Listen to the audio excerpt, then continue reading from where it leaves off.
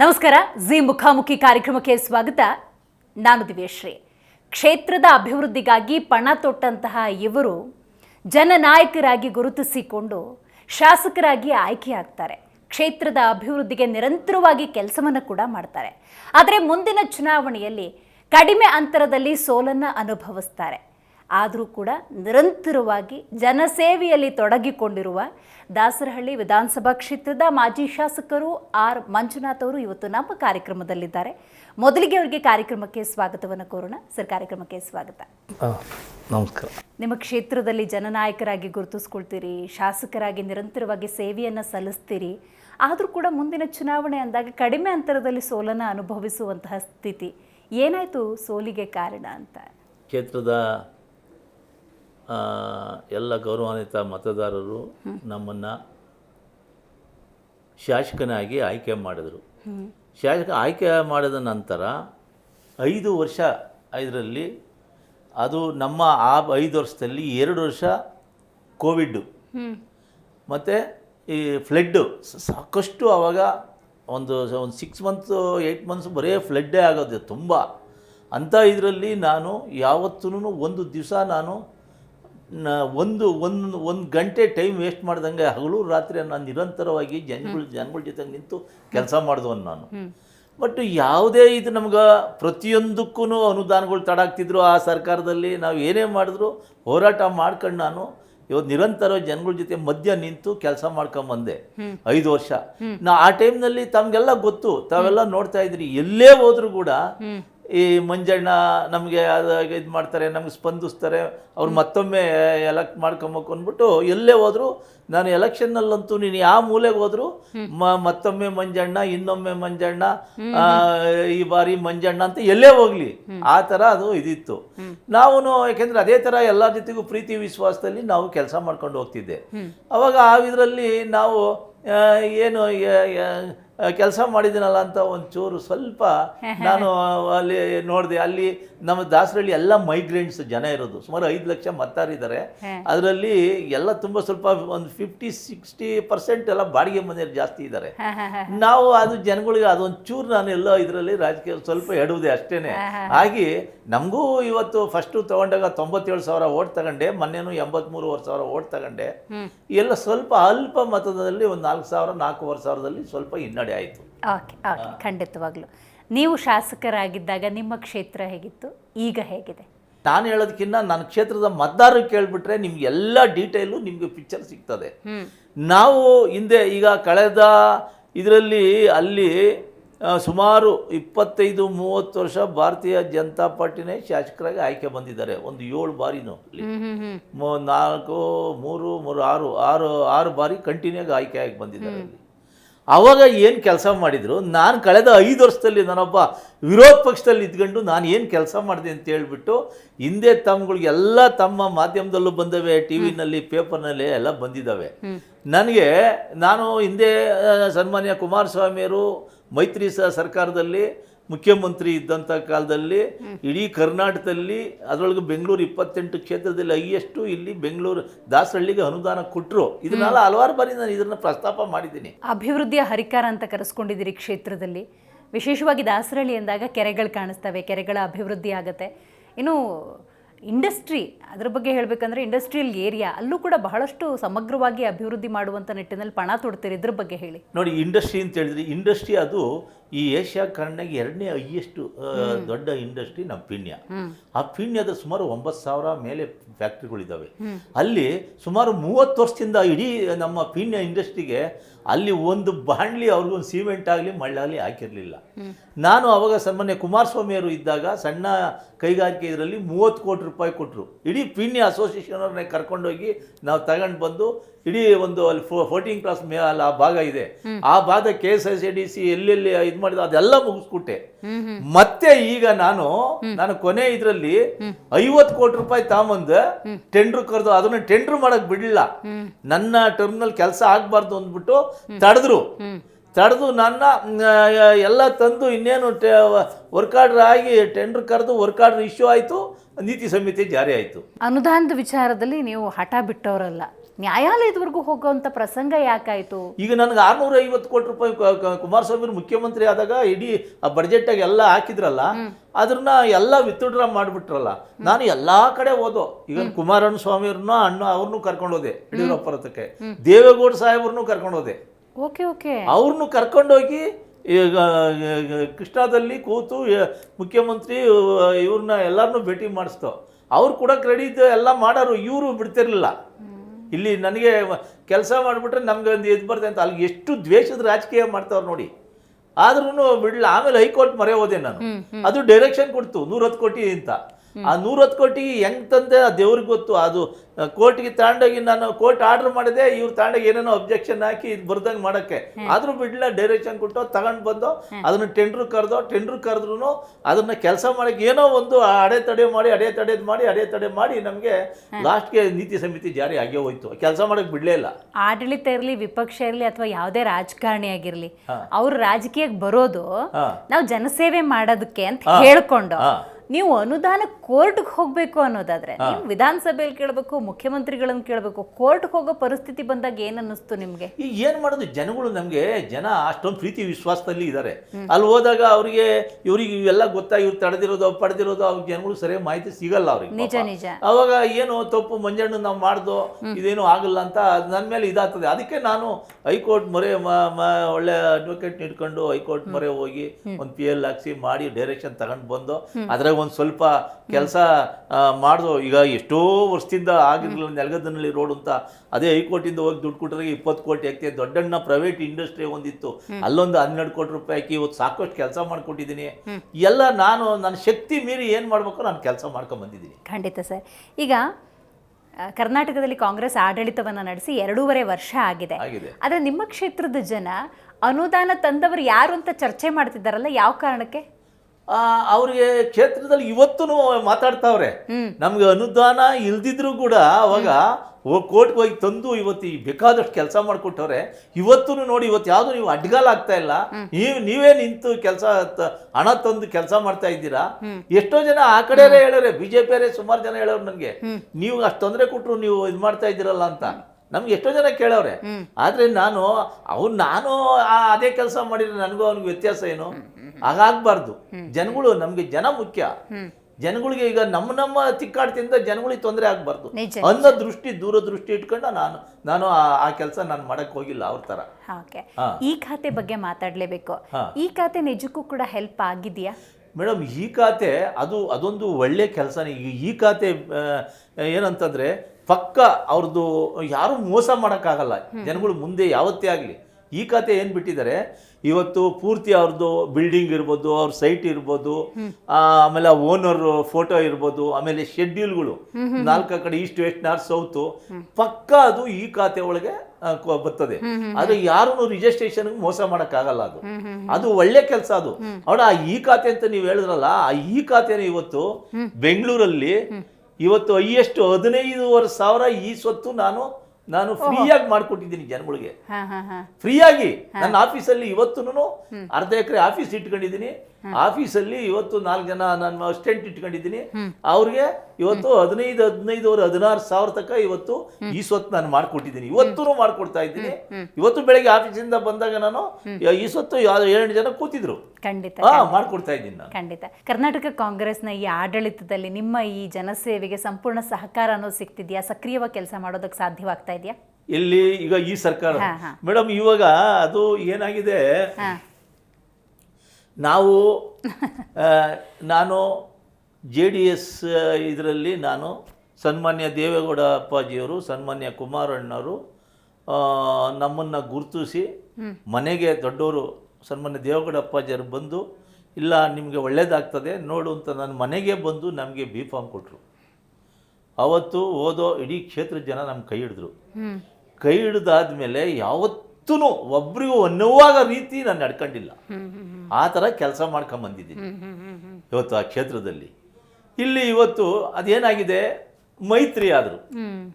ಮೈತ್ರಿ ಆದಾಗ ಇವತ್ತು ಮೈತ್ರಿ ಆಗಿದ್ದಾರೆ. ಇವತ್ತು ದೊಡ್ಡವರು ಇವತ್ತು ಪಕ್ಷದ ಹಿತದೃಷ್ಟಿಯಿಂದನ, ದೇಶದ ಹಿತದೃಷ್ಟಿಯಿಂದನ, ರಾಜ್ಯದ ಹಿತದೃಷ್ಟಿಯಿಂದನೂ ಅವರು ಮೈತ್ರಿ ಮಾಡಿದ್ದಾರೆ. ಯಾಕಂದರೆ ದೊಡ್ಡವರು ಅವರು ಎಲ್ಲ ಅವರು ಪಕ್ಷದ ಮುಖಂಡರು ಕೂತ್ಕೊಂಡು ತೀರ್ಮಾನ ತಗೊಂಡಾಗ ನಾವು ಯಾರು ಆ ಚಕಾರ ಎತ್ತಕ್ಕೆ ಆಗಲ್ಲ. ಯಾಕಂದರೆ ಅವ್ರು ಒಳ್ಳೆ ದೂರದೃಷ್ಟಿ ಇಟ್ಕೊಂಡು ಮಾಡ್ಯವ್ರೆ. ಬಟ್ ನಂದೇನಾಗಿದೆ ಅಲ್ಲಿ ಕ್ಷೇತ್ರದಲ್ಲಿ ನಾನು ರಾಜಕಾರಣಿ ಅಲ್ಲ. ಇಲ್ಲಿ ಯಾವಾಗ ಹಿಂದೆ ಇದ್ದ ಶಾಸಕ ಈ ದರ್ಪ ದೌರ್ಜನ್ಯ ದಬ್ಬಾಳಿಕೆಗಳು ಇದನ್ನ ಕೊನೆ ಕಾಣಿಸ್ಬೇಕು ಅಂದ್ಬಿಟ್ಟು ಹೇಳಿ ಇಡೀ ಕ್ಷೇತ್ರ ಜನ ನನ್ನ ಕರ್ಕೊಂಬಂದು ನಿಲ್ಸಿರು. ಇವಾಗ ಯಾರು ಈಗ ಮೈತ್ರಿ ಆದಾಗ ಈಗ ನಾನು ಮೈತ್ರಿ ಆದ್ರೆ ಅವ್ರ ಜೊತೆನೆ ಕೊಡ್ಕೊಬೇಕು. ಈಗ ಅವ್ರ ವಿರುದ್ಧಾಗೆ ನಾನು ಬಂದಿರೋನು. ನಾನು ರಾಜಕಾರಣಿ ಅಲ್ಲ. ನಾನೊಂದು ಸಣ್ಣ ಕೆಲಸ ಹುದ್ದೆಯಲ್ಲಿ ಅಫಿಷಿಯಲ್ಸ್ ಆಗಿ ಕೆಲಸ ಮಾಡ್ತಿದ್ದವನು. ಅಂಥವ್ರನ್ನ ಸನ್ಮಾನ್ಯ ದೇವೇಗೌಡ ಅಪ್ಪಾಜಿ ಬಂದು ಕೊಟ್ಟವ್ರೆ, ಜನ ಗುರುತಿಸವ್ರೆ. ನಾನು ಅದ್ರ ಜೊತೆಗೆ ಹೋಗೋಕ್ಕಾಗಲ್ಲ ಅಂತ ಹೇಳ್ಬಿಟ್ಟು ನಾನು ಈಗ ನಾನು ರಾಜಕೀಯದನಾಗಿದ್ರೆ ಒಬ್ರಿಗೊಬ್ರು ಅಡ್ಜಸ್ಟ್ ಮಾಡ್ಕೊಂಡು ಹೋಗ್ತಿದ್ದೆ. ಅಲ್ಲಿ ಈ ಜನಗಳಿಗೆ ಈ ತೊಂದರೆ ಇವೆಲ್ಲ ಈ ದರ್ಪ ದೌರ್ಜನ್ಯಗಳು ವಿರುದ್ಧವಾಗಿ ನಾನು ಬಂದು ನಿನ್ಸಿ ಗೆಲ್ಸಿರುವಾಗ ನಾನು ಹೋದ್ರೆ ಅಲ್ಲಿ ಕಳ್ಳರು ಸಂತಗೋದಂಗೆ ಆಗ್ತದೆ ಜೊತೆ ಸೇರ್ಕೊಂಡು ಹೋದ್ರೆ. ಅದಕ್ಕೆ ನನಗೆ ಮನಸ್ಸು ಒಪ್ಪಲಿಲ್ಲ, ನಾನು ಹೇಳೇ ಬಂದೆ. ಹಾಗಾಗಿ ಇದೇ ಕಾರಣ ಆಯ್ತು JDS ಬಿಟ್ಟು ನೀವು ಕಾಂಗ್ರೆಸ್ ಬೇರೆ ಅಂತ ಆಪರೇಷನ್ ಕಮಲದಲ್ಲೇ ನನಗೆ ಡಿಮ್ಯಾಂಡ್ ಬಂತು. ಅವಾಗ ಎಷ್ಟು ಪ್ರೆಸರ್ ಬಂತು, ಅವತ್ತೇ ನಾನು ಹೋಗಿಲ್ಲ. ಅಂತ ಮಂತ್ರಿ ಮಾಡ್ತಿದ್ದರಿಂದಾಗೆ ಹೋಗಿಲ್ಲ. ಇನ್ನು ಈಗ ಹೋಗ್ಬಿಡ್ತಾರೆ ಈಗ ಅಲ್ಲ. ಇದು ಅರ್ಥ ಮಾಡ್ಕೊಳ್ಳಿ. ಈಗ ಯಾಕೆ ಬಿಟ್ಟೋದ ಅಂತಂದ್ರೆ ಅಂತ ಇದ್ರಲ್ಲೇ ಹೋಗಿಲ್ಲ. ನಾನು ನಿಯತ್ತಾಗಿದ್ದವನು. ಎಲ್ಲಿ ಯಾವುದೇ ಕೆಲಸ ಇರಲಿ ಎಲ್ಲೇ ಇರಲಿ ನಾನು ನಿಯತ್ತೆ. ನಾನು ಯಾವುದೇ ನಮಗೆ ಕೈ ಬಾಯಿ ಎಲ್ಲ ಶುದ್ಧ ಇಟ್ಕೊಂಡು ಕೆಲಸ ಮಾಡೋನು ನಾನು. ಪಕ್ಷದ ನನಗೂ ಸಾಕಷ್ಟು ಜನ, ನಮಗೂ BJP ಅವ್ರಿಗೆ RSS ಅಲ್ಲಿ ಸಾಕಷ್ಟು ಜನ ನಮಗೂ ಇದ್ದಾರೆ. ನನಗೆ ಪಕ್ಷದ ಬಗ್ಗೆ ನಾನು ಹೇಳ್ತಾ ಇಲ್ಲ, ವ್ಯಕ್ತಿ ಬಗ್ಗೆ. ಅವನು ಆ ವ್ಯಕ್ತಿ ಬಗ್ಗೆ ನಮಗೂ ಅವ್ರಿಗೂ ವ್ಯತ್ಯಾಸ ಆಗುತ್ತೆ. ಆಗದೇ ಇಲ್ಲ ನಮ್ಗೆ. ಯಾಕಂದ್ರೆ ಅಲ್ಲಿ ಅವ್ರದೇ ಇದೆ ಬೇರೆ, ನಮ್ಮ ಇದೆ ಬೇರೆ. ನಾನು ಜನಗಳ ಪರವಾಗಿರೋನು. ಜನಗಳು ಬೆಳಿಗ್ಗೆ ಸಹಾಯ ಮಾಡ್ಬೇಕು, ಜನಗಳಿಗೆ ತೊಂದರೆ ಕೊಡಬಾರ್ದು, ಜನಗಳಿಗೆ ಯಾವುದೇ ತರ ಒಂದು ಸಣ್ಣ ಇದು ಆಗ್ಬಂಗ್ ನಮ್ಮ ಇರೋದು. ಹಾಗಾದ್ರೆ ಕೆಲವೊಮ್ಮೆ ದೊಡ್ಡವರ ನಿರ್ಧಾರ ತಳಮಟ್ಟದಲ್ಲಿ ಆಗುವಂತ ಸಮಸ್ಯೆ ಬಗ್ಗೆ ಹೇಳೋದಾದ್ರೆ, ಈಗ ರಾಜಕೀಯ ಅಂದಾಗ ಯಾರು ಶತ್ರುಗಳಲ್ಲ ಮಿತ್ರರು ಅಲ್ಲ, ಆದ್ರೂ ಕೂಡ ತಳಮಟ್ಟದಲ್ಲಿ ನೋಡಿ ಕಾರ್ಯಕರ್ತರು ಯಾವುದೋ ಒಂದು ಹುಮ್ಮಸ್ಸಲ್ಲಿರ್ತಾರೆ. ಈ ಡಿಸಿಷನ್ ಹಿಂಗೆ ಬಂದಿದೆ, ನೀವು ಅದನ್ನು ಫಾಲೋ ಮಾಡಿಬಿಟ್ಟು ಅಂತ ಹೇಳಿಬಿಟ್ರೆ ಈ ಥರದ ಗೊಂದಲಗಳು ಸೃಷ್ಟಿಯಾಗತ್ತಾ ಅಂತ. ಅದು ಈಗ ನಾನು ಆಗಲೇ ಹೇಳ್ದಂಗೆ ಅವರು ಯಾವುದೋ ಒಂದು ದೇಶದ ಹಿತದೃಷ್ಟಿಯಿಂದ ತಗೊಂಡಿರ್ತಾರೆ, ಇಲ್ಲ ಪಕ್ಷದ ಹಿತದೃಷ್ಟಿಯಿಂದ ತಗೊಂಡಿರ್ತಾರೆ, ರಾಜ್ಯದ ಹಿತದೃಷ್ಟಿಯಿಂದನೂ ತಗೊಂಡಿರ್ತಾರೆ. ಇವೆಲ್ಲ ದೂರದೃಷ್ಟಿ. ಯಾಕೆಂದ್ರೆ ಅವರು ಮಾಜಿ ಪ್ರಧಾನಮಂತ್ರಿಗಳಾಗಿದ್ದರು ಸನ್ಮಾನ್ಯ ದೇವೇಗೌಡ ಅಪ್ಪಾಜಿಯವರು, ಸನ್ಮಾನ್ಯ ಕುಮಾರಣ್ಣವರು ಎಡಬಾರಿ ಅವರು ಮುಖ್ಯಮಂತ್ರಿ ಆಗಿದ್ರು. ಒಳ್ಳೆ ಇದು ಇಟ್ಕೊಂಡು ಕ್ಷೇತ್ರದಲ್ಲಿ ಕೋಟ್ಯಾಂತರ ಜನ ಸನ್ಮಾನ್ಯ ಕುಮಾರಸ್ವಾಮಿ ಅವರಿಗೆ ಭಾಳ ಒಂದು ಇದು ಇಟ್ಕೊಂಡು ಇದು ಮಾಡ್ಯವ್ರೆ. ಇವತ್ತು ನಾವು ಅದನ್ನ ಇದು ಮಾಡೋಕ್ಕಾಗಲ್ಲ. ಅವ್ರನ್ನ ನೀವು ತಪ್ಪು ಅಂತ ನಾವ್ಯಾರು ಹೇಳಕ್ಕೆ, ನಮ್ಮ ಲಕ್ಷಾಂತರ ಕೋಟ್ಯಾಂತರ ಜನ ಇದ್ದಾರೆ. ಆದ್ರೆ ಆ ಇದರಲ್ಲಿ ನನಗೆ ಇಲ್ಲಿ ಸ್ಥಳೀಯವಾಗಿ ಅದ್ರದಷ್ಟು ಸುಲಭ ಇತ್ತ ನಿಮ್ಗೆ? ಯಾಕಂದ್ರೆ JDS ನಿಮಗೆ ಬದುಕನ್ನು ಕೊಟ್ಟಿತ್ತು, ಕಾಂಗ್ರೆಸ್ಗೆ ನೀವು ಸೇರ್ಕೊಳ್ಳೋದಂದ್ರೆ ಅದು ಸುಲಭ ಇತ್ತಾ? ಇರಲಿಲ್ಲ. ಅವಾಗ ನಮಗೆ ಸನ್ಮಾನ್ಯ DK ಶಿವಕುಮಾರ್ ಅವರು ಸ್ವಲ್ಪ ನಮಗೂ ಅವರು ಭಾಳ ಇದರಲ್ಲಿ ಇದ್ರು. ಸನ್ಮಾನ್ಯ SM ಕೃಷ್ಣ ಸಾಹೇಬ್ರು, ನಾನು 17 ವರ್ಷ ಕೆಲಸ ಮಾಡ್ತಿದ್ದೆ. ಅಲ್ಲಿಂದ ಮೇಲೆ ನಮಗೆ ಇಲ್ಲ ಇದು ಈ ಥರ ಇದಾಗಿದೆ ನೋಡಿ, ನೀನು ಕೆಲಸ ಕರಿ, ಜನಗಳಿಗೆ ನೀನು ಇದು ಮಾಡ್ಬೋದು, ಯೋಚನೆ ಮಾಡು ಅಂತ ಅವರು ಅಂದರು. ಆಮೇಲೆ ನನಗೇನಾಗಿದ್ದೆ, ಇಲ್ಲಿ ನನಗೂ ಸ್ವಲ್ಪ ಇದು ಭಾಳ ಇದು ನನಗೆ ಅಲ್ಲೇ ಹಿಂದೆ ಇದ್ದವನಿಗೂ ನನಗೂ ಒಂದು ನಮ್ಮ ಇದೆ ಬೇರೆ, ಅವರಿದೆ ಬೇರೆ. ಕ್ಷೇತ್ರದಲ್ಲಿ ಜನಗಳು ಕೇಳಿದ್ರೆ ನಿಮಗೆ ಪೂರ್ತಿ ನಿಮಗೆ ಮಾಹಿತಿ ಸಿಗ್ತದೆ. ನಾನು ನನ್ನ ಪರವಾಗಿ ಹೇಳ್ಕೊಂಬೋದು. ಆದ್ರೆ ನಿಮ್ಗೆ ಪಕ್ಕ ಇದು ಅಂದ್ರೆ ಪಬ್ಲಿಕ್ ಅಲ್ಲಿ ಬಂದು ಕೇಳಿದ್ರೆ ನಿಮ್ಗೆ ಪಕ್ಕ ಮಾಹಿತಿ ಸಿಗ್ತದೆ. ಅಲ್ಲಿ ಇದೊಂದು ದೃಷ್ಟಿಯಿಂದ ನಾನು ಯೋಚನೆ ಮಾಡಿದೆ, ಇಲ್ಲ ಇದು ಇರ್ಬೋದು ಈ ಕ್ಷೇತ್ರಕ್ಕೆ. ನಾನು ಈಗ ತಂದು ಅನುದಾನಗಳು ಸ್ವಲ್ಪ ಉಳಿಸ್ಕೊಬೇಕು, ಇಲ್ಲಾಂದ್ರೆ ಬೇರೆ ಬೇರೆ ತರ ಆಗೋಗ್ಬಿಡ್ತವೆ. ಅದು ಉಳಿಸಿರಿ ಜನಗಳಿಗೆ ಹಂಗಾನ ಕೆಲಸ ಆಗಲಿ ಅಂತ ಹೇಳ್ಬಿಟ್ಟು ನಾನು ಒಂಚೂರು ಮನಸ್ಸು ಮಾಡಿ, ಇವರು ನಮಗೆ ಸನ್ಮಾನ್ಯ DK ಶಿವಕುಮಾರ್ ಉಪಮುಖ್ಯಮಂತ್ರಿಗಳು, ಮಾನ್ಯ ಮುಖ್ಯಮಂತ್ರಿಗಳು ಕರೆಸಿ ಮಾಡಿ, ಇಲ್ಲ ನೀವು ಏನೇ ಇದ್ರು ಕೆಲಸ ಕಾರ್ಯಕ್ಕೆ ನೀವು ಇದಿದೆ, ನೀನು ಅದು ಹೆಂಗೆ ನೀವು ಸೋಲಂಗಿಲ್ಲ, ಅದು ಹೆಂಗೆ ಸೋತಿ ಅಂತ ಕುಂಡಿಸ್ ಮಾತಾಡಿ ಭಾಳ ಇದು ಮಾಡಿ ಹೇಳಿರು ಬಂದು. ಆದರೆ ಇಲ್ಲಿ ಏನು ನಾನೇನು ಯಾವುದೇ ಆಸೆ ಆಕಾಂಕ್ಷೆಗೆ ಬಂದವನಲ್ಲ ನಾನು. ಇವತ್ತು ಹಂಗೆ ಬೇಕು ಅಂದ್ರೆ ಇವತ್ತು ಏನು ಬೇಕಾದ್ರೂ ಮಾಡೋಕ್ಕೆ ಇದ್ದಾರೆ, ನನಗೆ ಬೇಕಿಲ್ಲ. ನನಗೆ ಯಾವುದು ಏನೇ ಮಾಡಿದ್ರು ಕೂಡ ಕ್ಷೇತ್ರ ಜನತೆ ಪರವಾಗಿ ಏನೋ ಜನಗಳಿಗಾಗಲಿ. ಹೇಗಿದೆ ಹಾಗಾದ್ರೆ DK ಶಿವಕುಮಾರ್ ಅವರು, ಸಿದ್ದರಾಮಯ್ಯನವ್ರ ಸಹಕಾರ? ಈಗ ಅವ್ರು ಏನಾಗಿರುತ್ತಾ, ಅವ್ರು ಏನು ಹೇಳಿದ್ರು ಹೇಳ್ತಾರೆ, ಪ್ರೀತಿ ವಿಶ್ವಾಸ ಕಾಣ್ತಾರೆ. ಬಟ್ ನನಗೆ ಅಲ್ಲಿ ಕ್ಷೇತ್ರದಲ್ಲಿ ಜನಗಳಿಗೆ ಯಾವುದೇ ಥರ ನಾವು ಅಲ್ಲಿ ಕೆಲಸ ಕಾರ್ಯಗಳು ಆಗ್ತಾ ಇಲ್ಲ. ಆಡಳಿತದ ಬಗ್ಗೆ ಹೇಳ್ತಾ ಇದ್ರಿ, ಇನ್ನು ಕ್ಷೇತ್ರದ ಜನರ ಬಗ್ಗೆ ನಾವು ನೋಡ್ತಾ ಹೋಗೋದಾದ್ರೆ ವೈನ್ ಶಾಪ್ಗಳು ಹೆಚ್ಚಾಗಿದ್ದಾವೆ. ಇವತ್ತು ದಾಸರಳ್ಳಿ ವಿಧಾನಸಭಾ ಕ್ಷೇತ್ರದಲ್ಲಿ 2.5 ವರ್ಷದಿಂದ ಈಚೆಗೆ ಸುಮಾರು 40 ಇದು CL7 ಕೊಟ್ಟಿದ್ದಾರೆ. ಓಕೆ. ಅದ್ರದ್ದೇನು CL7 ಅಂತಂದ್ರೆ CL ಅದಕ್ಕೆ 15-20 ರೂಮ್ಗಳು ಮಾಡೋದು. ಆ ರೂಮ್ಗೆ ಯಾರು ಟೂರಿಸ್ಟ್ ಗೆಸ್ಟ್ ಬರ್ತಾರೆ ಅವ್ರಿಗೆ ಸಪ್ಲೈ ಮಾಡಬೇಕು ಅಂತ ಕಾನೂನಲ್ಲಿ ಇರೋದು. ಅವ್ರಿಗೆ ಅಲ್ಲಿ ಯಾರು ಇರೋದು 15 ರೂಮ್ನಲ್ಲಿ, ಇವ್ರಿಗೆ ಅದು ಹೆಂಗೆ ಗೆಸ್ಟ್ಗಳು ಇನ್ಯಾರು ಬರ್ತಾರೆ, ಎಲ್ಲೋ ಒಂದೊಂದು ಇದರಲ್ಲಿ ಇಟ್ಕೊಂಡಿರ್ತಾರೆ, ಅಲ್ಲಿ ಮಾಡ್ಕೊಂಡು ಈ ಇವತ್ತು ಕ್ಷೇತ್ರದಲ್ಲಿ ಹೆಚ್ಚು ಕಮ್ಮಿ ಒಂದು 40 ಮೇಲೆ ಇವತ್ತು CL7 ಮಾಡಿಕೊಟ್ಬಿಟ್ಟು ಅಲ್ಲಿಗೆ ಆ CL7ಗೆ ಇವತ್ತು ಈ ಕ್ಷೇತ್ರದಲ್ಲಿ ಒಂದು ಟ್ರೇಡಿಂಗ್ ಲೈಸೆನ್ಸ್ ಕೊಡ್ತಾರೆ ಹೆಲ್ತ್ ಡಿಪಾರ್ಟ್ಮೆಂಟ್ ಇಂದ. ಏನು ಎಷ್ಟು 25-30 ಲಕ್ಷ, ಒಂದು 20-25 ಲಕ್ಷ ರೂಪಾಯಿ ಅದು ಅಲ್ಲಿಗೆ ಲಂಚಗಳು ಇವತ್ತು ಟ್ರೇಡಿಂಗ್ ಲೈಸೆನ್ಸ್ ಎಲ್ಲಿ ನೋಡ್ರು ಅದೇ ಇದಾಗಿದೆ. ನಮ್ಮ ಕ್ಷೇತ್ರದಲ್ಲಿ ಅದಕ್ಕೊಂದು ಇದಿದೆ, ಏನು ಒಂದು ರೂಲ್ಸ್ ಅವೆಲ್ಲ ಇದೆ, ನಿಯಮ ಇದೆ. ಅಲ್ಲಿ ಧಾರ್ಮಿಕ ಇದು ಕ್ಷೇತ್ರಗಳು ಇರಬಾರ್ದು, ಅಲ್ಲಿ ಶೈಕ್ಷಣಿಕದ ಇರಬಾರ್ದು, ಹಾಸ್ಪಿಟ್ಲ್ಗಳು ಇರಬಾರ್ದು, ಇವೆಲ್ಲ ಇದಾವೆ. ಅವೆಲ್ಲ ಗಾಳಿಗೆ ತೂರಿ ಇವತ್ತು ಹೆಣ್ಮಕ್ಳು ಓಡಾಡಕ್ ಆಗ್ತಾ ಇಲ್ಲ. ಒಂದು ರಸ್ತೆ ಅದು 40 ಫೀಟ್ ರಸ್ತೆ ಇರ್ಬೇಕು ಅಂತ ನಿಯಮ ಎಲ್ಲ ಇದೆ. ಇದ್ಯಾವುದೂ ಇವನ್ನೆಲ್ಲ ಇದನ್ನು ಬಿಟ್ಟು ಅಧಿಕಾರಿಗಳಿಗೆ ಫೋನ್ ಮಾಡಕ್ ಹೋದ್ರೆ ಯಾರು ಫೋನ್ ರಿಸೀವ್ ಮಾಡಲ್ಲ. ಎಕ್ಸೈಜ್ನವರು ಈ ತರ ದಾಸರಳ್ಳಿ ಒಳಗಂತೂ ಈ ವಯಸ್ಸು CL7 2.5 ವರ್ಷದ ಈಚೆಗೆ ನೀವ್ ಯಾವ ಸಂಧಿ ಗೊಂದಿ ಎಲ್ಲಿ ಬೇಕಾದ್ರೆ ಯಾವ ಸ್ಕೂಲು ದೇವಸ್ಥಾನ ಈ ಹಾಸ್ಪಿಟ್ಲ್ ಅಟ್ಯಾಚ್ ಇರೋರೆ. ಈಗೇನು ನಮ್ಮ ಕ್ಷೇತ್ರದಲ್ಲಿ ಎಲ್ಲಿ ಜನಪ್ರತಿನಿಧಿ ಅಂತ ಇದಾರಲ್ಲ, ಈಗ ಇವ್ರು ಅವ್ರ ಮನೆಯವ್ರಿಗೆ ಅವ್ರ ಅಳಿ ಮೈದರಿಗೆ ಅವ್ರಿಗೇನೆ ಒಂದು 7-8 ಲೈಸೆನ್ಸ್ ಮಾಡಿ ಇಟ್ಕೊಂಡವ್ರು ಇವಾಗ ಬೇನಾಮಿ ಹೆಸರಿಗೆ, ಅವ್ರ ಹೆಸರಿಗೆ. ಆಮೇಲೆ ಎಲ್ಲೂ ಈ ಕ್ಷೇತ್ರದಲ್ಲಿ ಏನಾಗಿದೆ, ಎಲ್ಲೂ ಯಾರನ ಪಾಪ ಮೂಲ ಓನರ್ಗಳು ಒಂದು ಜಾಗ ಇಟ್ಕೊಂಡಿದ್ರೆ ಸಾಕು, ಆ ಜಾಗಕ್ಕೆ ನೋಟಿಸ್ ಕೊಡೋದು, ಏನೋ ಇದಕ್ಕೆ ಅಕ್ವೈರ್ ಮಾಡಿ, ಯಾವುದೋ BWSSಗೆ ಅಕ್ವೈರ್ ಮಾಡಿ, ಇಲ್ಲ ಯಾವುದೋ BBMP ಯಾವುದೋ ಡಂಪಿಂಗ್ ಯಾರ್ಡ್ಗೆ ಅಪ್ಲೈ ಇದು ನೀವು ಇದನ್ನ ತಗೊಳ್ಳಿ ಅಂತ ಹೇಳ್ಬಿಟ್ಟು ಲೆಟ್ರ್ ಹಾಕ್ಬಿಡೋದು, ಭಯ ಬೀಳಿಸೋದು. ಈ ಕ್ಷೇತ್ರದಲ್ಲಿ ಯಾರೂ ನೆಮ್ಮದಿಯಾಗಿ ಅಲ್ಲಿ ಒಂದು ಜಾಗ ಇಟ್ಕೊಳಂಗಿಲ್ಲ, ಒಂದು ಬಿಸ್ನೆಸ್ ಮಾಡಂಗಿಲ್ಲ, ಒಂದು ಮನೆ ಕಟ್ಟಂಗಿಲ್ಲ, ಯಾವುದೋ ಒಂದು ಅಪಾರ್ಟ್ಮೆಂಟ್ ಕಟ್ಟಂಗಿಲ್ಲ, ಯಾವುದೋ ಒಂದು ಸ್ಕೂಲ್ ಕಟ್ಟಂಗಿಲ್ಲ. ಏನೆಲ್ಲ ಧಮಕಿಗಳು ಇವತ್ತು ಯಾವುದೋ ಆ ಕೇಬಲ್ಗಳದು ಅಷ್ಟೇನೆ, ಎಲ್ಲಿ ಯಾವ ರೋಡು ಒಗೆದ್ಬಿಟ್ಟು ಮೀಟ್ರಿಗೆ ಇಷ್ಟಂತ ಉಸೂಲಿಗಳು ಎಲ್ಲ ಒಂದು 3-4 ಜನ ಚೇಲಗಳು ಇಟ್ಕೊಂಡ್ಬಿಟ್ಟವ್ರೆ. ಎಲ್ಲನ ಒಂದು ಸ್ಯಾನಿಟರಿ ಹೊಡಿತಾರೆ ಅಂತ ಬಡಾರ್ ನೋಡುತ್ತಾರೆ, ಒಂದು ಬೋರ್ ಹಾಕಂಗಿಲ್ಲ. ಏನು ಅಲ್ಲಿ ಕಂಟ್ರೋಲ್ ಇಲ್ದಂಗಾಗಿದೆ ಈ ದಾಸಹಳ್ಳಿ ಕ್ಷೇತ್ರದಲ್ಲಿ. ಹಾಗಾದರೆ ಅದಕ್ಕೇನ ಈ ಕ್ಷೇತ್ರದ ಜನ, ನಿಮ್ಮ ಕ್ಷೇತ್ರದ ಜನ ಮತ್ತೊಮ್ಮೆ ಮಂಜಣ್ಣ ಅನ್ನುವಂಥ ಘೋಷಣೆಗಳನ್ನು ಕೂಗ್ತಾ ಇದ್ದಾರೆ, ನೀವು ಬರಬೇಕು ಅನ್ನುವಂಥ ಆಶಯ ವ್ಯಕ್ತಪಡಿಸ್ತಾ ಇದ್ದಾರೆ. ಈಗ ಮೇಡಮ್ ಅದು ನಾನು ಹೇಳ್ಕೊಂಡು ಬೇಡ, ನೀವು ಪಬ್ಲಿಕಲ್ಲಿ ಈಗ ನೀವು ಅದು ಆ ಮಾತು ನೀವು ವಿಚಾರ ಕೇಳಿದಿರಲ್ಲ ನೋಡಿ, ಮತ್ತೊಮ್ಮೆ ನೀವು ಕ್ಷೇತ್ರದಲ್ಲಿ ಜನಗಳು ನೀವು ಯಾರನ್ನೇ ನೀವು ಮಾಧ್ಯಮದವ್ರು ನಿಮಗೆಲ್ಲ ಗೊತ್ತಿರ್ತದೆ ಕೇಳಿ. ನಾನು ಇವತ್ತು ಹಿನ್ನಡೆ ಆದರೂ ಅಂತ ನಂಗೆ ಇದಾಯ್ತು ಅಂದ್ಬಿಟ್ಟು ಮನೆ ಕೂತಿಲ್ಲ. ನಾನು 24x7 ಜನಗಳ ಜೊತೆಗೆ ಇದ್ದೀನಿ. ನಾನು ನಿತ್ಯ ಬರ್ತಾರೆ ಜನ, ನಿತ್ಯನೂ ನನ್ನ ಆಫೀಸಲ್ಲಿ ಈಗ ತಾವು ಮಾಧ್ಯಮದವ್ರು ಹಿಂದೆಲ್ಲ ಬಂದಿದ್ದಾರೆ ನೋಡಿ, ಈಗಲೂ ನೋಡಿ ಬೆಳಗಿನ ಸಾಯಂಕಾಲದಾಗ ಕಡಿಮೆ ಅಂದ್ರೆ 300-400 ಜನ ಬರ್ತಾರೆ. ಫೋನ್ಗಳಿಗೆ ಟಚ್ಚಲ್ಲಿ ಇರ್ತಾರೆ, ಮನೆ ಹತ್ರ ಬರ್ತಾರೆ.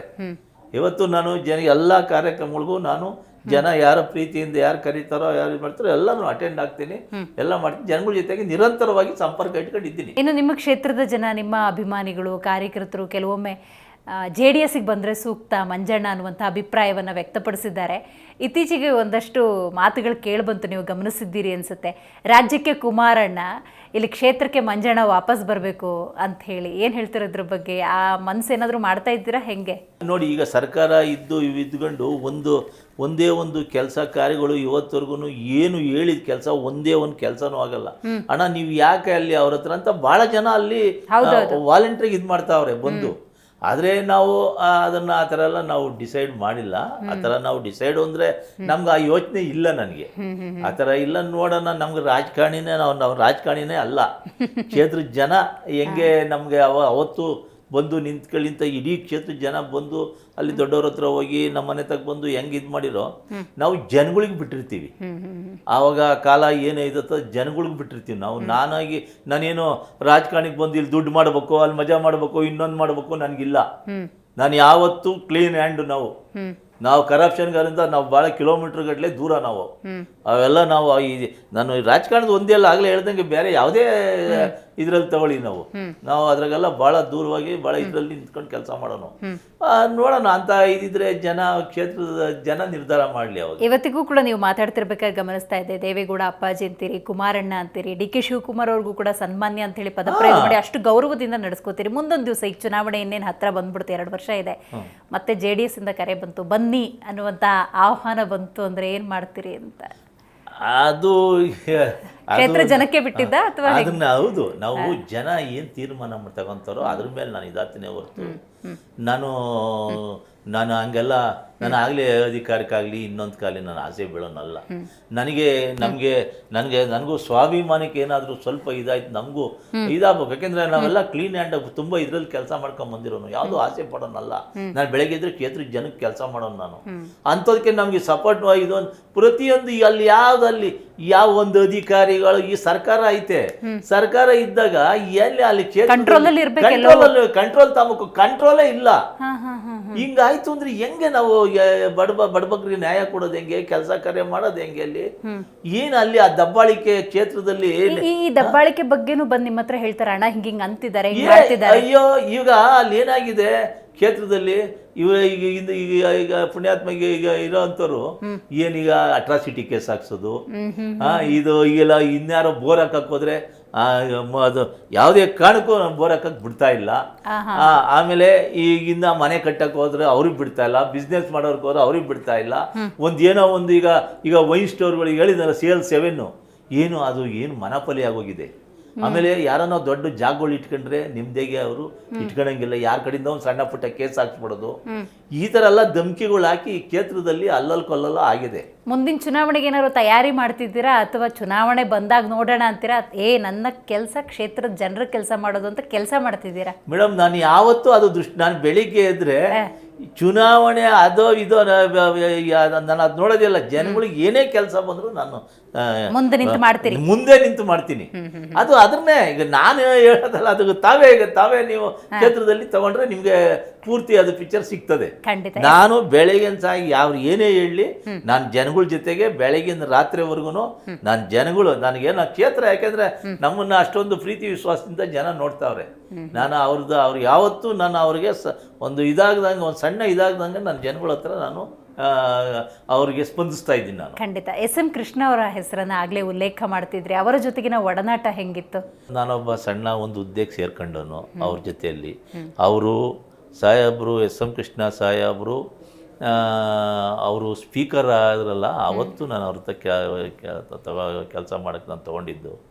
ಅವರು ಸ್ಪೀಕರ್ ಆದರು, ಡೆಪ್ಟಿ CM ಆದರು, ಪ್ರೆಸಿಡೆಂಟ್ ಆದರು, CM ಆದರು, ಗವರ್ನರ್ ಆದರು, ವಿದೇಶಾಂಗ ಮಂತ್ರಿ ಆದರು. ಈ ಎಲ್ಲ ಅವ್ರ ನಾನು ಎಲ್ಲ ಭಾಳ ಹತ್ರವಾಗಿ ಪಾಪ ನಾವು ಕೆಲಸ ಮಾಡ್ಕೊಂಬಂದವರು. ನಿಜವಾಗೂ ಅಂಥವ್ರ ಹತ್ರ ನಾವು ಕೆಲಸ ಮಾಡಿದ್ದಕ್ಕೆ ನಾವು ಭಾಳ ಬುದ್ಧಿ ಕಲ್ತ್ಕೊಂಡಿದ್ದೀವಿ ನಾವೆಲ್ಲ. ಅವ್ರದ್ದು ನಡೆ ನುಡಿ ಮಾತು ನಿಜವಾಗೂ ಅವರು ಒಂದು ದಿನೆಲ್ಲ ಜೊತೆಗಿದ್ರು ಮಾತಾಡ್ತಿರಲಿಲ್ಲ, ಸುಮ್ಮನೆ ಸಿಗ್ನಲ್ಗಳು. ನಿಜವಾಗೂ ಅವೆಲ್ಲ ಎಷ್ಟು ಖುಷಿ ಆಗ್ತದೆ ಗೊತ್ತರ. ಅದು ಅವಾಗೆಲ್ಲ ಹಿಂಗೆ ನೋಡಿದ್ರೆ ನಮ್ಗೆ ಅಂಡರ್ಸ್ಟ್ಯಾಂಡ್ ಅದೇನು ಅಂತ ನೋಡಿ, ಮಾತಾಡಿದ್ರು ಅರ್ಥ ಆಗಲ್ಲ ಯಾರಿಗೂ. ಹಂಗೆ ಆ ಥರ ನಾವೆಲ್ಲ ಭಾಳ ನಾವು ಇದು ಕಲ್ತ್ಕೊಂಡು ಬಂದವು. ನಾವು ಹಳ್ಳಿಗಾಡಿಂದ ಬಂದಂಥವ್ರು, ಬೆಂಗಳೂರಿಗೆ ಬಂದವ್ರ ಸೇರ್ಕೊಂಡು ಸಾಕಷ್ಟು ನಾವು ದಾರಿ. ಈಗ ಅವರ ದೂರದೃಷ್ಟಿ, ಚಿಂತನೆಗಳು, ತಗೋತಾ ಇದ್ದ ಡಿಸಿಷನ್ಸ್, ಇದನ್ನೆಲ್ಲ ನೋಡಿದಾಗ ಇವತ್ತಿನ ರಾಜಕಾರಣಿ ನೋಡಿದಾಗ ಏನ್ ಅನ್ಸುತ್ತೆ ನಿಮ್ಗೆ? ಅದನ್ನ ಅವರ ಇದು ಸನ್ಮಾನ್ಯ ದೇವೇಗೌಡರು ಸಾಹೇಬರು ಹೋದಾಗು, ಕುಮಾರಣ್ಣವ್ರ ಹತ್ರ ಹೋಗಿದ್ದು ನನಗೆ ಹೇಳಿರು. ನಾನು ಶಾಸಕನಾದಾಗ ಆ ಕುಮಾರಣ್ಣವರು ಇವರು SM ಕೃಷ್ಣವರು ಭಾಳ ಇದು ಹೇಳಿರು, ಕರೆದು ನನಗೆ ಭಾಳ ಖುಷಿಯಿಂದ ಹೇಳಿರು. ಅವ್ರ ಹತ್ರ ಚೆನ್ನಾಗಿ ಉಳಿಸ್ಕೊಂಡು ಹೋಗ್ಬೇಕು ನೀನು, ನಿಜವಾಗಿಯೂ ಅವ್ರು ತುಂಬ ಇದರಿಂದ ಹೇಳಿರು. ಆಮೇಲೆ ಅವ್ರಿಗಿನ್ನ ಸಾಹೇಬರು ಒಂದು ಮೇಡಮ್ ಇದಾರಲ್ಲ ಮನೆಯಲ್ಲಿ, ನಿಜವಾಗೂ ಅಮ್ಮ ನಮಗೆಲ್ಲ ಮಕ್ಳಿಗಿನ್ನ ಹೆಚ್ಚಾಗಿ ನೋಡಿದ್ರು. ಒಬ್ಬರು ಚೀಫ್ ಮಿನಿಸ್ಟರ್ ಇದ್ದಾಗ ಅವರಿಗೆ ಊಟಕ್ಕೆ ಕುಕ್ಕು ಬಡಿಸ್ತಿದ್ರೆ ನಮ್ಮ ಸ್ಟಾಫಿಗೆ ಮೇಡಮ್ಮೇ ಬಡಿಸೋರು ಊಟನ. ಅವೆಲ್ಲ ಮರೆಯಂಗೇ ಇಲ್ಲ ನಾವು. ನಿಜವಾಗೂ ಅವೆಲ್ಲ ನಾವೆಲ್ಲ ಅವರಿಂದ ಎಷ್ಟು ಒಂದು ಇದು ಕಲ್ತಿದ್ದೀವಿ ಗೊತ್ತರ. ಅವರೆಲ್ಲ ನಾವು ಮರೆಯಂಗೇ ಇಲ್ಲ. ಅದೇ ಥರ ಅವರು ಅಷ್ಟೇ ನಮ್ಗೆ ಹೇಳಿ, ಕುಮಾರಸ್ವಾಮಿರು ದೇವೇಗೌಡರು ನೋಡಿ ನಿಮ್ಮ ಮನೆ ಕರೆದು ಇದು ಮಾಡಿದ್ದಾರೆ, ಮಂಜು ನೀವು ಮಂಜು ಅಂತಾರೆ ಅವರು. ಮಂಜು ಅವ್ರ ಹತ್ರ ನೀನು ಚೆನ್ನಾಗಿ ಉಳಿಸ್ಕೊಂಡು ಹೋಗ್ಬೇಕು ನೀನು, ಅವೆಲ್ಲ ಭಾಳ ಇದು ಹೇಳಿರು. ಅಂಥ ಇದಕ್ಕೆ ನಾವು ಅಷ್ಟೆಲ್ಲ ನಮಗೆ ಪ್ರೆಸರ್ ಬಂದರು. ನಾವೆಲ್ಲ ಇವತ್ತು ದೇವೇಗೌಡ ಕುಮಾರಣ್ಣಂತವ ನಾವು CM ಅವಾಗ ಆಪರೇಷನ್ ಕಮಲಗಳು ನಡೆದಾಗ ನಾವು ಹೋಗಿದ್ರೆ ಮಿನಿಸ್ಟ್ರು ಆಗ್ತಿದ್ದೋ ಎಲ್ಲ ಆಗ್ತಿತ್ತು, ಎಲ್ಲ ಸಂಪನ್ಮೂಲಗಳು ಆಗೋದು. ನಾವು ಅಂಥವೆಲ್ಲ ನಾವು ಕಣ್ಣೆತ್ತು ನೋಡಿದಾರಲ್ಲ ನಾವು. ಖಂಡಿತ. ಕ್ಷೇತ್ರದ ಜನತೆಗೆ ಈ ಕಾರ್ಯಕ್ರಮದ ಮೂಲಕ ಏನು ಸಂದೇಶ ಕೊಡ್ತೀರಿ? ಏನು ನನಗೆ ಕಳೆದ 5 ವರ್ಷ ಭಾಳ ಪ್ರೀತಿ ವಿಶ್ವಾಸ ಇಟ್ಕೊಂಡಿದ್ರು. ಈಗಲೂ ಈ 2ನೇ ಬಾರಿನೂ ನನಗೆ ಅದೇ ವಿಶ್ವಾಸ ಇಟ್ಕೊಂಡ್ರೆ ಈಗಲೂ ಅದೇ ವಿಶ್ವಾಸದಾಗ ಅವರೇ ನೀವು ಬರಬೇಕು, ನೀವು ಇದಾಗಬೇಕು, ಜನಗಳ ಜೊತೆ ಮಧ್ಯೆ ಇರಬೇಕು ಅಂತ ಭಾಳ ಜನ ನಮಗೆ ಇದು ಮಾಡ್ತಾ ಇದ್ದಾರೆ. ನಾನು ಇವತ್ತು ಕ್ಷೇತ್ರದ ಜನಗಳ ಜೊತೆಗೆ ಇರ್ತೀನಿ. ನಾನು ಕ್ಷೇತ್ರದ ಜನ ಇವತ್ತು ನಾನು ಎಲ್ಲ ನನ್ನ ಕೆಲಸ ಕಾರ್ಯ ಬಿಟ್ಟು ಕ್ಷೇತ್ರದ ಜನದ ಕೆಲಸನೇ ನಾನು ಮನೆ ಕೆಲಸ ಅಂತ ಇಟ್ಕೊಂಡು ನಾನು ಕೆಲಸ ಮಾಡ್ತಾ ಇದ್ದೀನಿ. ನಾನು ಇರ್ತೀನಿ. ಈ ಮುಖ್ಯನ ನಾನು ಹೇಳೋಕ್ಕೆ ಇಷ್ಟಪಡ್ತಾ ಇದ್ದೀನಿ. ಕ್ಷೇತ್ರದ ಜನಗಳಿಗೆ ಏನೇ ಕಷ್ಟ ಸುಖ ಏನೇ ಇದು ಬಂದರೂ ಕೂಡ ಕ್ಷೇತ್ರದ ಜನತೆಗೆ ನಿಂತು ಅವರ ಕಷ್ಟ ಸುಖದಲ್ಲಿ ನಾನು ಭಾಗಿಯಾಗ್ತೀನಿ ಅಂತ ಅಲ್ಲಿ ಹೇಳೋಕ್ಕೆ ಇಷ್ಟಪಡ್ತಾ ಇದ್ದೀನಿ. ಖಂಡಿತ ಸರ್, ಇವತ್ತಿನ ಕಾರ್ಯಕ್ರಮದಲ್ಲಿ ಭಾಗಿಯಾಗಿದ್ದಕ್ಕಾಗಿ ಧನ್ಯವಾದಗಳು. Thank you. ನಮಸ್ತೆ. ನೋಡಿದ್ರಲ್ಲ ವೀಕ್ಷಕರೇ, ಇವತ್ತಿನ ಜಿ ಮುಖಾಮುಖಿ ಕಾರ್ಯಕ್ರಮದಲ್ಲಿ ದಾಸರಹಳ್ಳಿ ವಿಧಾನಸಭಾ ಕ್ಷೇತ್ರದ ಮಾಜಿ ಶಾಸಕರಾಗಿರುವಂತಹ ಆರ್ ಮಂಜುನಾಥ್ ಅವರು ಭಾಗಿಯಾಗಿದ್ದರು. ಅವರು ಕೊಟ್ಟಂತಹ ಸಂದೇಶ ಇಷ್ಟೇ: ಕ್ಷೇತ್ರದ ಕೆಲಸ ನನ್ನ ಮನೆ ಕೆಲಸ ಅಂತ ನಿರಂತರವಾಗಿ ನಾನು ಮಾಡ್ಕೊಂಡು ಹೋಗ್ತಾ ಇದ್ದೀನಿ. ಅದು ಅಧಿಕಾರ ಇರಲಿ ಇಲ್ಲದೇ ಇರಲಿ, ಅದು ನನಗೆ ವಿಷಯ ಅಲ್ಲ ಅನ್ನುವಂಥ ವಿಚಾರವನ್ನು ಪ್ರಸ್ತಾಪ ಮಾಡಿದ್ದಾರೆ. ನೋಡ್ತಾ ಇರಿ ಜಿ ಕನ್ನಡ ನ್ಯೂಸ್, ಸತ್ಯವೇ ಸುದ್ದಿಯ ಜೀವಾಳ.